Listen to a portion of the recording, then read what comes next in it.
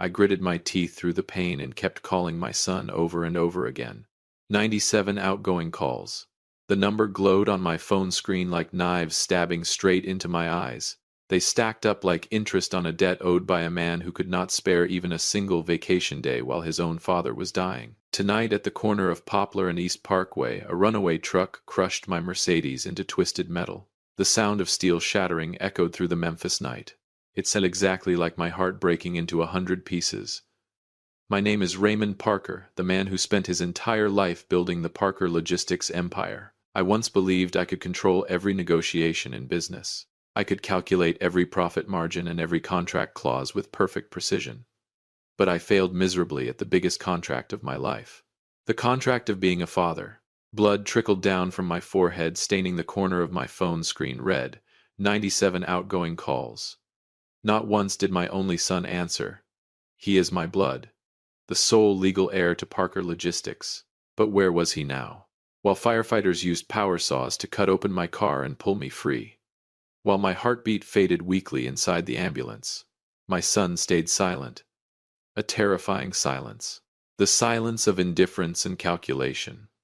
I lay strapped to the stretcher, staring at the flashing red ambulance lights above me. My breathing grew heavier. The physical pain was nothing compared to the humiliation tearing through my soul. In that moment I realized I was nothing more than a money-printing machine in his eyes. Just a rich old man obsessed with control. The ambulance sped through the darkness. Sirens ripped through the night air. I closed my eyes and tasted blood and tears together on my lips. My life replayed before me like a slow-moving film. I traded my youth for wealth. I believed money could buy everything, even loyalty from a child. But I was wrong. That contract had completely collapsed. And this accident became the beginning of a new chapter. A chapter where I would reclaim justice for my own life. Prepare yourself, because the week that ended 30 years of my failure officially began at this very moment. Welcome back to Dad's real-life revenge. Grab a drink, maybe a few snacks, sit back and remember this: the people in these stories always had the chance to do the right thing. They simply chose wrong. Make sure to subscribe to the channel and leave comment number 1 so we can begin this story together. I have a feeling you are going to love this one. Room 217 reeked of disinfectant. The heart monitor beeped in a cold, lifeless rhythm. I lay there with a breathing tube pressed against my face and my right arm locked in a brace. Outside the window, the Memphis rain began pouring harder against the glass. The clock crept past midnight. Finally, the call connected. Gary's voice came through the speaker, mixed with pounding music and crashing ocean waves. He was in the Maldives. A paradise half a world away from his father's hospital bed. I whispered that I had just survived a near-fatal accident. Do you know what my son said to me? He did not ask how many bones I had broken. He did not ask if I was in pain. The very first thing Gary did was complain. Then he started calculating. He said the trip had already cost him $6,000 in deposits. The Maldives resort had a strict cancellation policy. If he flew home now, all that money would be gone. He told me I should rest and let the nurses take care of me. According to him, this Maldives vacation mattered more because he had planned it for an entire year. Every word Gary spoke felt like freezing water poured directly into my chest. $6,000. That was the exact amount I transferred into his account every single month for the last 10 years without ever missing a day. I funded his luxurious life. I bought his first luxury car. I paid for his upscale apartment. I used money to purchase fake affection. And now the very $6,000 I handed him had become the excuse for abandoning me alone in this hospital room. He was more afraid of losing a hotel deposit than losing his father. To Gary, my life could wait, but a cancellation policy could not. The rage and heartbreak rose into my throat until I could barely breathe. I stared at the pale white ceiling above me. The truth finally stood naked and undeniable before my eyes. The son I loved more than my own life saw me as nothing more than an ATM machine. He calculated every dollar, every hour of flight time while I had given him my entire existence. The sacrifices of a father had become a joke inside one of his business negotiations. I quietly ended the call. I did not scream. I did not explode with anger. I only felt emptiness. Absolute emptiness. The last illusion inside me shattered into dust. In that moment I realized I had to stop being a foolish father. If you have ever been abandoned by the people closest to you during your darkest moment, leave comment number 2, or leave number 3 if you have never experienced that pain. I lay motionless in the darkness, my left hand clenched into a fist.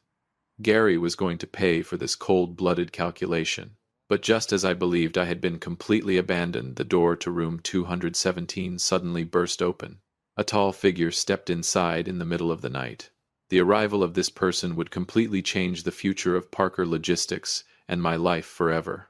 At exactly 3:27 in the afternoon, the door to room 217 opened once again. Not Gary. The man who walked in was Turner, my nephew, the son of Maggie, my late younger sister. Turner stood there wearing a dark blue mechanic's uniform stained with grease and engine oil. His face looked exhausted. Red veins burned through his tired eyes from an entire night without sleep. The moment he heard about my accident, he drove 4 straight hours without stopping. An old hard hat was tucked tightly under his arm. He looked at me, at the breathing tube, at the bruises covering my body. He did not burst into tears. He did not offer empty, comforting words. He simply walked to my bedside, looked me directly in the eyes, and asked 4 simple words. "What do you need?" 4 short words. Yet, they carried more weight than 97 meaningless phone calls. I stared at Turner's hands. Rough fingers hardened by years of labor. Black engine grease still trapped beneath his fingernails. He was nothing more than an ordinary mechanic. He knew nothing about million-dollar contracts. Nothing about profit margins or corporate negotiations inside Parker Logistics. But at this moment he was here, and the contrast cut through me like a blade. On one side was Gary, my biological son, receiving $6,000 every month while worrying about a Maldives hotel cancellation fee. On the other side was Turner, a nephew who did not even carry my direct bloodline, a man I had never given a single dollar to, now standing guard over my life. Gary chose calculated silence. Turner chose silent action. Turner gently pulled the blanket higher over my chest. He refilled the warm water container. He sat quietly beside my hospital bed in the folding chair. Then he took out a damp towel and carefully wiped the dried blood from the back of my left hand. Every movement was clumsy but filled with care. I lay there silently, my chest tightening. In my business world, everything came with conditions. I always believed loyalty had to be purchased with money. But Turner was destroying every rule I had ever lived by. He cared for me without asking for a single thing in return. The warmth of his rough hands brought tears to the eyes of a stubborn old man like me. In Turner's eyes I could see Maggie again, the same pure kindness untouched by greed. I gave him a small nod, and inside my mind the first seed of change finally began to grow. A much larger plan was beginning to take shape. Gary believed he was my only choice. He believed the entire Parker Logistics fortune already belonged to him. But he was wrong. I was going to show him the true price of betrayal. However, before I could carry out this reversal, I would have to confront a brutal truth from my past, a secret I had buried for 30 years. A secret directly connected to the money I used to spoil Gary his entire life. I stared at the ceiling of the hospital room as my mind drifted backward through time. 31 years ago, when Maggie gave birth to Turner, I was busy signing a massive transportation contract. I never showed up at the hospital. Instead, I mailed my sister a check for $5,000. I believed money could replace presence. That was the greatest mistake of my life. And then I made an even bigger mistake. I carried that same business mindset into raising Gary. I turned fatherhood into a series of transactions. Every time Gary earned good grades, I rewarded him with cash. Every time he behaved well, I bought him expensive gifts. I created a greedy monster with my own hands. For 30 years, I used money to purchase his affection. I looked over at Turner, sleeping in the chair beside my hospital bed. His head leaned forward from exhaustion. The shoulder of his work uniform was torn and faded from years of use. This young man had grown up with almost nothing, yet somehow kept his pride intact. Maggie had taught him to live independently without depending on the charity of his wealthy uncle. The contrast humiliated me. I finally understood the cruel difference between the 2 sons in my life. One shared my blood but waited like a vulture for my death and inheritance. The other shared none of my direct bloodline yet gave me everything else that mattered. Kindness, loyalty, silent sacrifice without asking for a single dollar in return.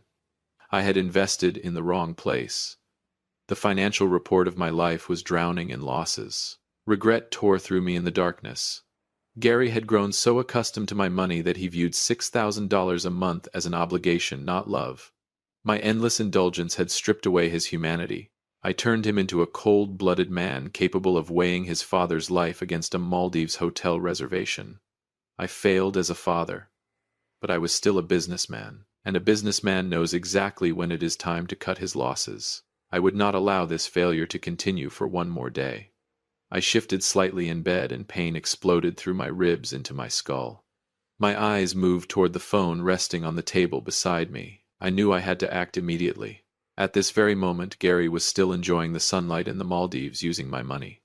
He had no idea that his comfortable life of arrogance and dependency was about to end forever. The promise I made to myself was now official. The week that would erase 30 years of failure had begun.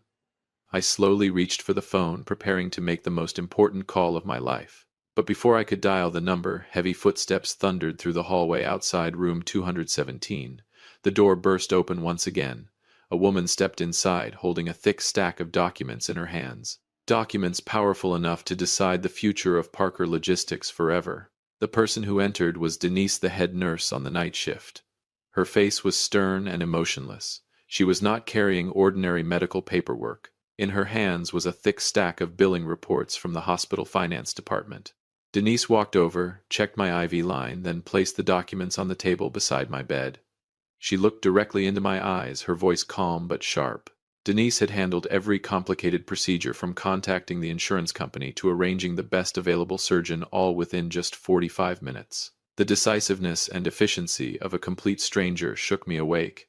A woman who barely knew me needed only 45 minutes to protect my life.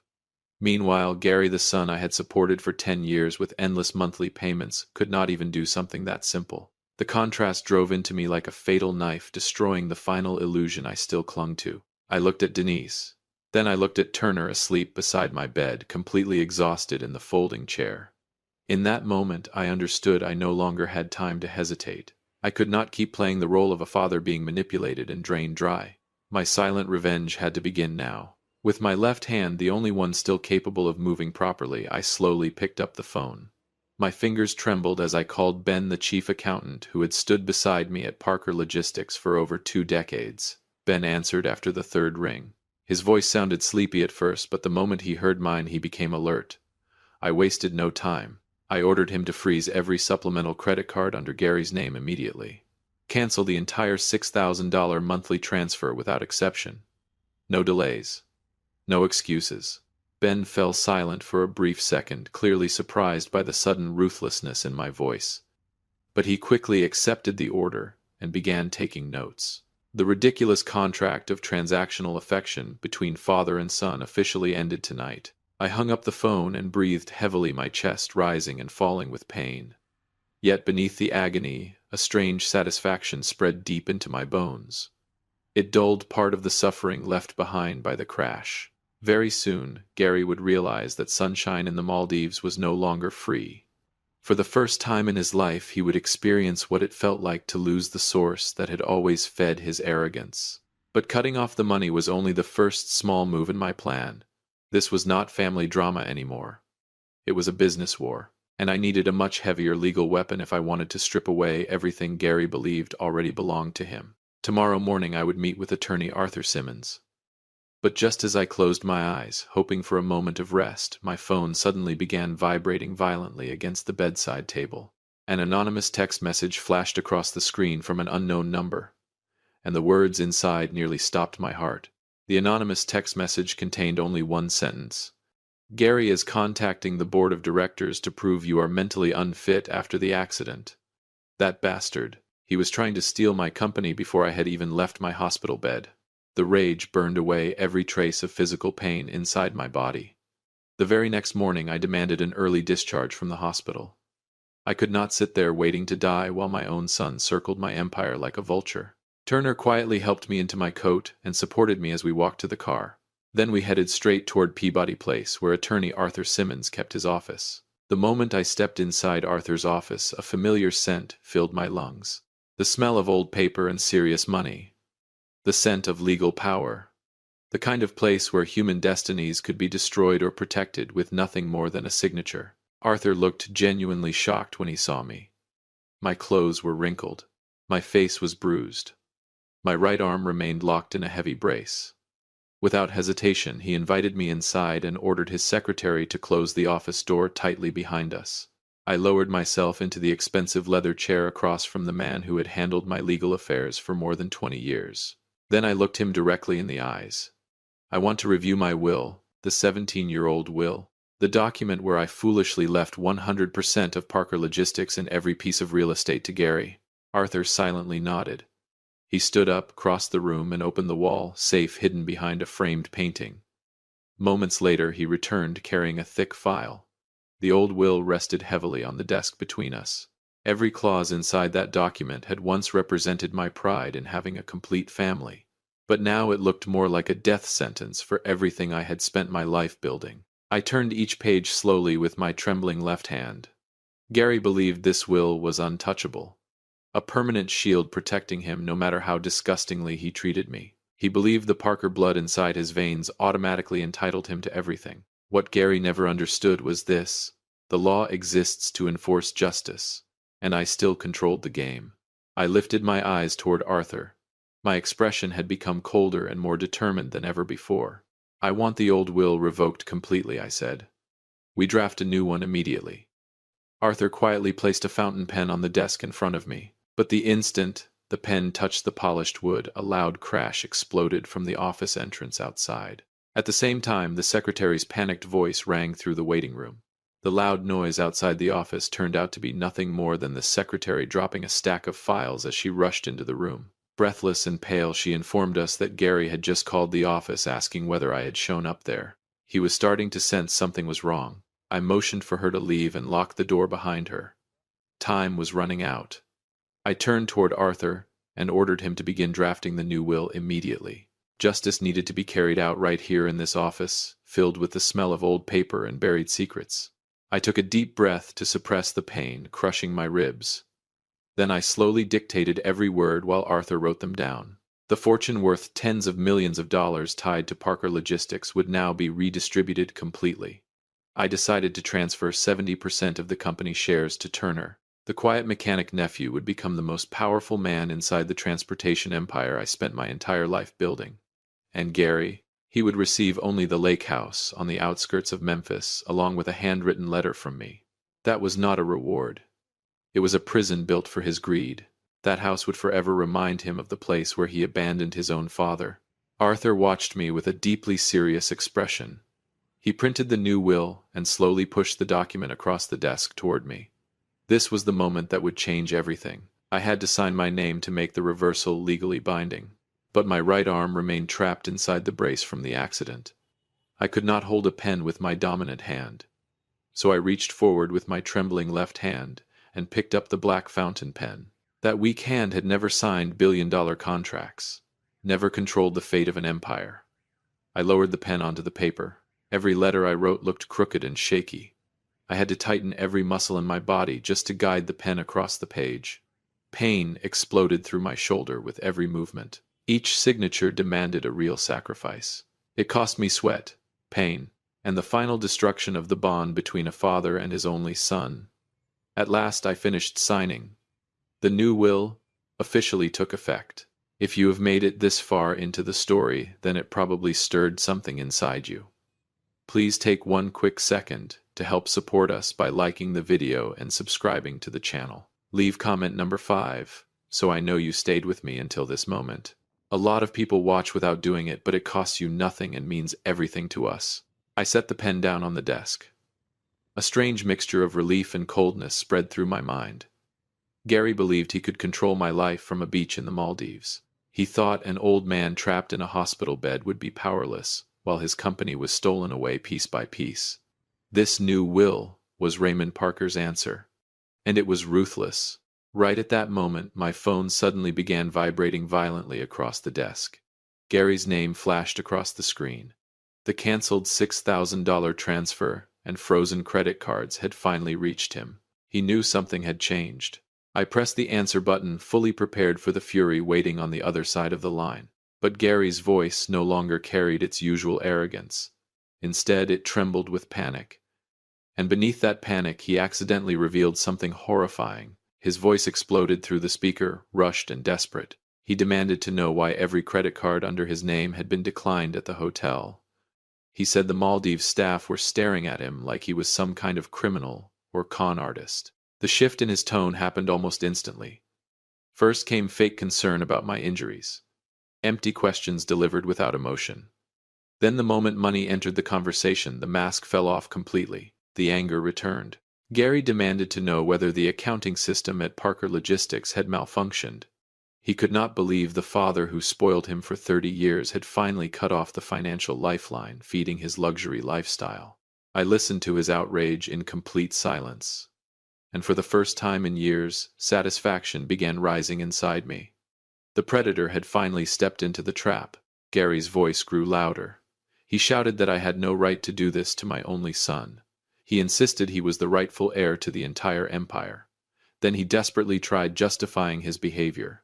According to him, staying in the Maldives had been necessary to preserve the Parker family reputation in front of Lucy's wealthy business associates. Every excuse sounded like empty corporate jargon designed to hide his betrayal. I let him rant for nearly 2 full minutes. Then I took a slow breath and finally spoke. My voice came out calm, steady, and sharp enough to cut steel. "I am not speaking with you," I said slowly. "I am listening to you explain yourself. There is a very big difference between those two things."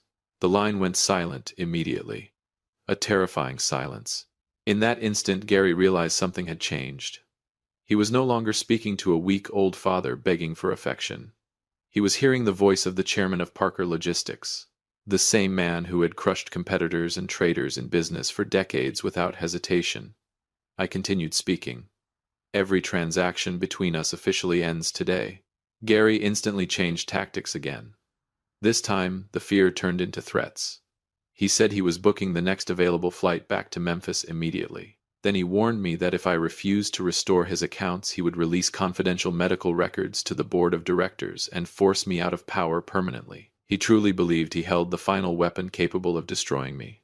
I smiled quietly to myself, a bitter smile filled with contempt. Gary had no idea that the new will had already been signed with my shaking left hand only minutes earlier. Every card he thought he held had already turned into worthless paper. Without another word, I ended the call. I looked across the room at Turner, standing guard near the office door with calm determination in his eyes. The direct confrontation was coming soon. Gary would return to Memphis filled with rage and entitlement. But the moment he stepped into my hospital room, another devastating surprise from attorney Arthur Simmons would already be waiting for him. A final blow powerful enough to turn every one of Gary's plans into ashes before he even had the chance to speak. Heavy footsteps thundered through the hospital hallway, shattering the silence outside room 217. The door burst open so violently it slammed against the wall with a deafening crash. Gary stood there. His expensive designer clothes were wrinkled from the emergency flight back from the Maldives. His face burned red with rage and exhaustion. But inside his eyes there was not even the smallest trace of concern for the father who had nearly died in a wreck only days earlier. He stared directly at me. Then at Turner, standing beside my hospital bed. Gary stormed forward and threw his travel bag onto the floor. Immediately, he began shouting. He demanded to know why I humiliated him in front of his wife's family. He demanded to know why attorney Arthur Simmons refused to give him access to Parker Logistics records. I remained motionless in the hospital bed, staring calmly at my own son. The anger pouring out of him no longer hurt me. It only looked like the desperate panic of a man about to lose everything. Gary moved closer and reached toward my phone, intending to force me to call Ben and restore his accounts. But Turner stepped forward, instantly blocking him with the broad shoulders of a mechanic who spent his entire life working with his hands. Gary laughed coldly. His eyes swept over Turner's grease-stained work uniform with open disgust. He ordered Turner to move aside and stop interfering in Parker family business.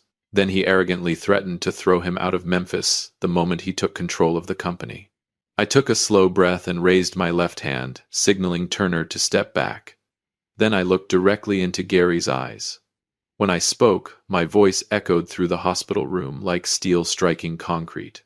"I am finished paying for your attention."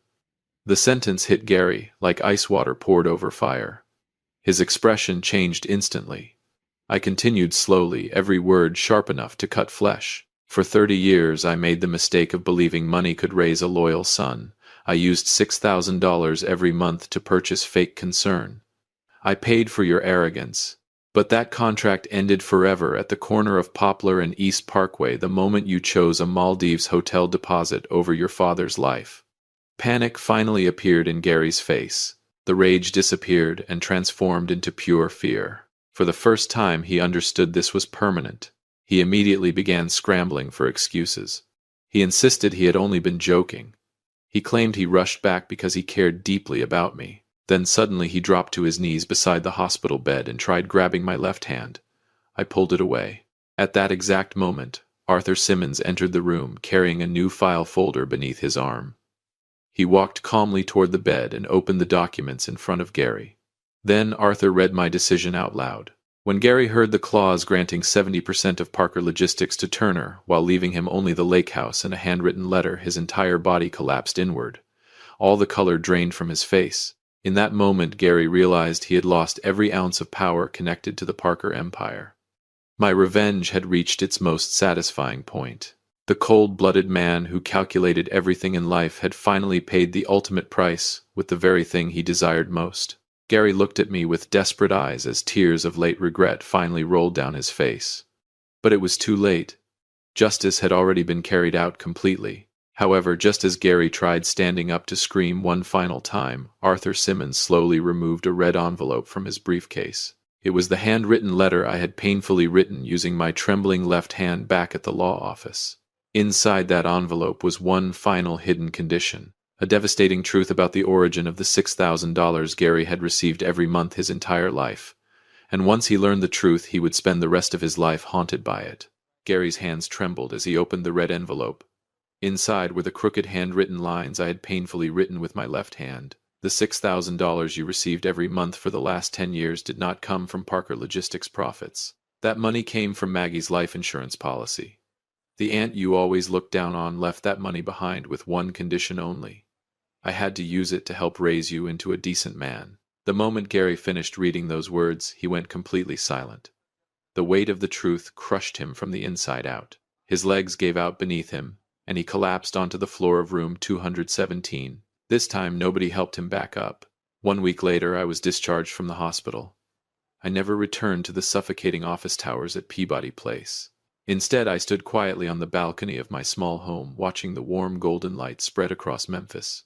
The Tennessee sunset looked peaceful in a way I had not noticed in decades. Down in the yard, Turner stood beside a group of engineers inspecting the newest Parker Logistics truck fleet. He accepted control of the company not because of greed, but because he wanted to protect the life's work Maggie and I built together. As I watched his steady figure moving beneath the evening sunlight, I finally felt something I had not experienced in years.